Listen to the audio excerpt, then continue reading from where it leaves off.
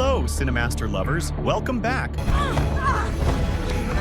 I hope you're ready for an exciting experience because we've got something special for you today. Get comfortable, grab your snacks, and let's dive right into the action. Sit back, relax, and enjoy the show. Let's get started. Our movie begins with a quick chase between some soldiers and a knight to capture him. They shoot a few arrows at him to wound him, but he manages to stand his ground. One of them throws a rope to catch him like a sheep, but the knight pulls the rope and brings down the one who threw it. Suddenly, a large owl appears, trying to knock the knight off his horse, but he tries to evade it. It circles back and knocks him off the horse, and he finds all the soldiers attacking him. He says to himself, it can't be helped, and starts fighting them all, one by one. One of them shoots an arrow at him, but the knight catches it and throws it back at the shooter. Suddenly, the owl that was chasing him earlier reappears and transforms into a woman named Varvara, who is the king's wife. She has a magical jewel that grants her these abilities. She puts something in the knight's throat, making him cough, and brings his horse, which is actually a white wizard named Sviatozar. His mission is to protect the knight because Varvara kills any knight whose mission is to kill her husband and break the curse on the original king after her husband cast a curse on his brother to take the throne. She turns the knight into a statue, and the soldiers throw him into the sea. One of the soldiers gets distracted, allowing Sviatozar to escape before the knight is thrown into the sea, transforming himself into a fish. The knight's statue ends up among the statues of previous knights. Later, we see a man named Belogorye participating in a wizard competition, acting foolishly and boasting about being a wizard,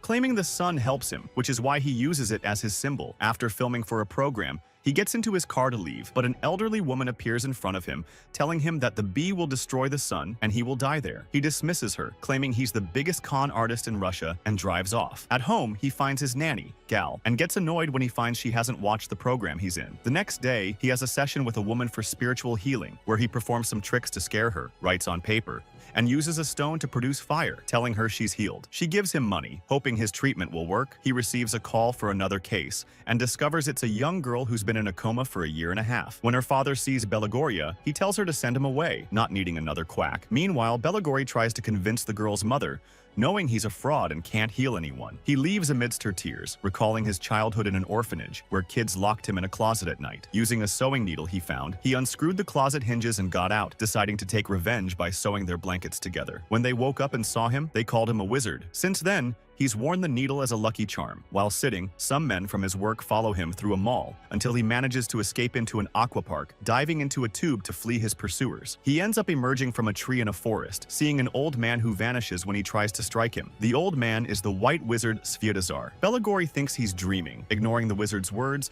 and searches for a phone signal. When the wizard reappears, Belogorye tries to hit him with a branch, but the wizard turns it into a tree. Belogorye wonders if he's losing his mind, joking about having a tail, and the wizard gives him one. Trying to escape, he finds himself among mountains in a place he's never seen before. The wizard tells him he's Vanya, son of Ilya Muromets, but Belogorye dismisses it, thinking the wizard is also crazy. The wizard explains that only he can save them, as his father asked the wizard to hide him in the world he grew up in for protection, giving him his father's ring. Suddenly, an arrow hits the wizard, and he disappears. Soldiers capture Belogorye, taking him to the king, claiming he's an intruder calling himself Ilya's son. The king believes him upon seeing the ring and calls for his wife, Varvara, to make their guest comfortable. She takes him to the dungeon, where he hears a voice and finds a dismembered man named Koichistye, who knows Belogorye is Ilya's son and has returned from the other world. Koichistye has been imprisoned for 30 years, unable to die because he's immortal. Guards bring in a witch named Baba Yaga to imprison her in the dungeon. Belogorye learns from Koichistye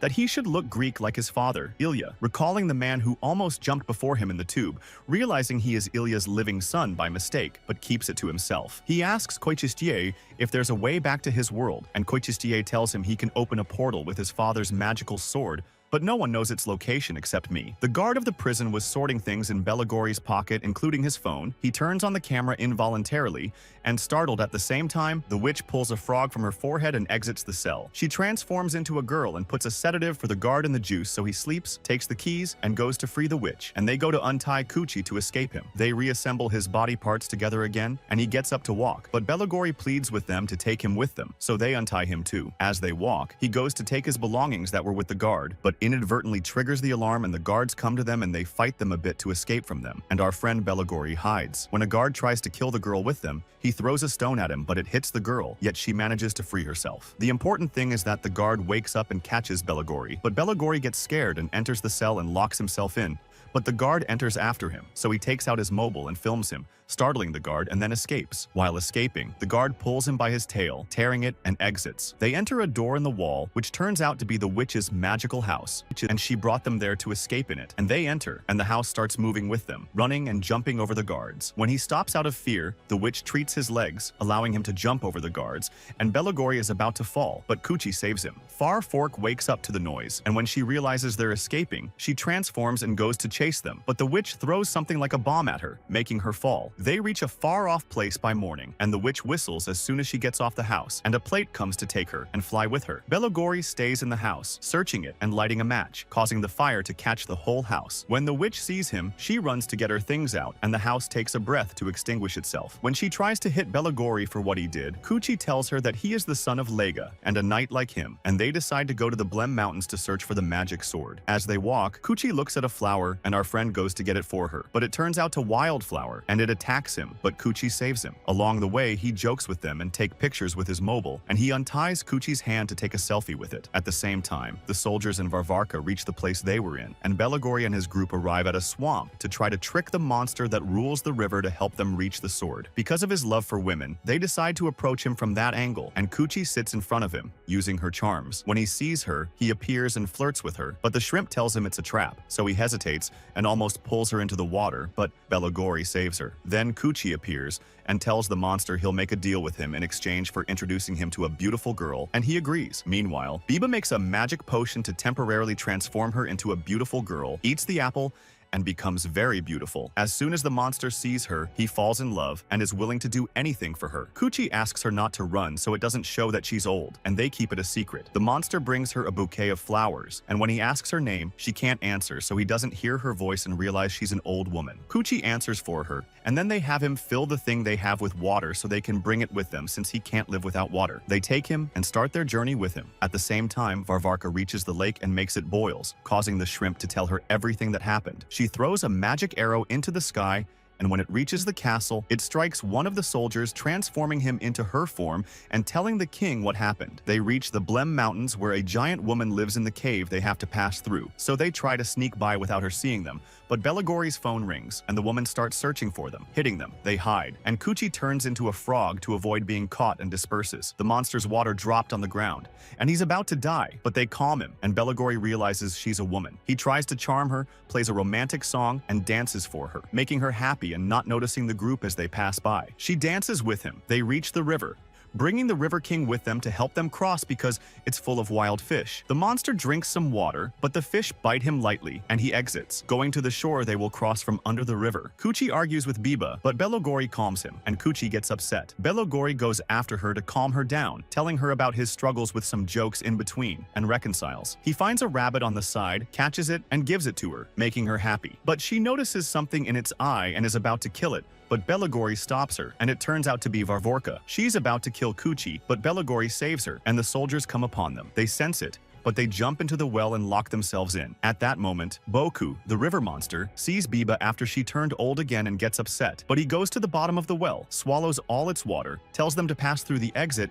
and he'll close it behind them, saving them. They thank him and pray, and Varvorka finally enters the well, but Boku explodes in her face, flooding her with water. Kuchi and the group reach the other side, and at night they sit somewhere to rest. Belagori teases Kuchi for being able to turn into a frog, so she gets upset and leaves. He runs after her, thinking the frog is her, and tries to make amends. But then he finds her coming from behind, and he realizes the teacher started liking her. He gives her his chain as a gift, tells her his truth, that he's not a knight, and that he came here by accident instead of someone else. In the morning, he wakes up first and tries to escape, but finds Varvorka and the soldiers around him, capturing them all. Kuchi pretends to fall off the mountain and turns into a frog, clinging to the chain Belogori gave her. They capture the soldiers and take them with them to search for the magic sword, going to a place full of swords and asking Belogri to find the magic sword because he's the only one who can. The protagonist walks, afraid of finding it for real and them taking it from him, so he grabs a fake sword, pretends he found it, but the sword breaks, and they discover the truth. Varvorka beats him,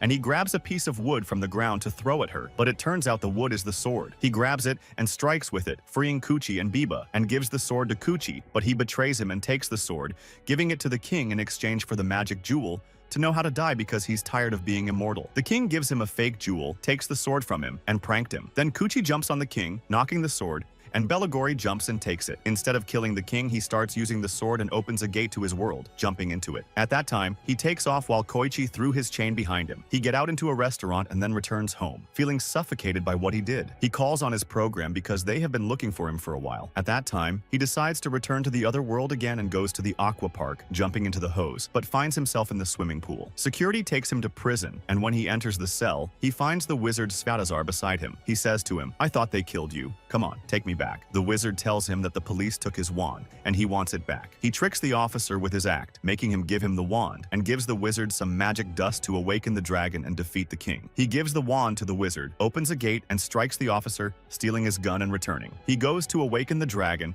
and throws magic dust on it, but the guards catch him. Meanwhile, the king is about to place the magical gem in the sword, merging the sun with the moon to destroy it. But the guards bring Belagori, and our friend pulls out a gun and shoots at the king, but he doesn't die due to the gem. At the same time, the dragon attacks them, breathing fire on them. Belagori takes advantage of the situation to free his friends, and Koichi slaps him for what he did. Belagori challenges the king to kill him without the magic sword. When Koichi finds the magic sword, she goes to take it, but Varvorka blocks her, but she has no magic power because the gem isn't with her. They start fighting with the gem lying beside them. Each one tries to reach it, and Belagori is about to kill the king, remembering the moment he killed his brother Leja and turned him into a statue with the help of Varvorka, who was supposed to be Belagori's father. The king breaks Belagori's chain and is about to kill him, but Koichi grabs the gem, threatening to destroy it and die along with the king, unless Varvorka cuts off his hands. At that time, Belagori stabs the needle in the chain into the king's leg, and Koichi takes the gem again, destroys it, and dies along with the king. The statue of Leja returns to life again, along with all the knights. King Leja throws a grand feast, and Belagori takes the antidote from the wizard, returns to his world, and gives it to the girl who has been in a coma for a year and a half. She wakes up, thank God, and he marries Koichi, living with her in her world. And the movie ends. If you liked the video, subscribe to the channel and activate the notification button to get more new videos. See ya!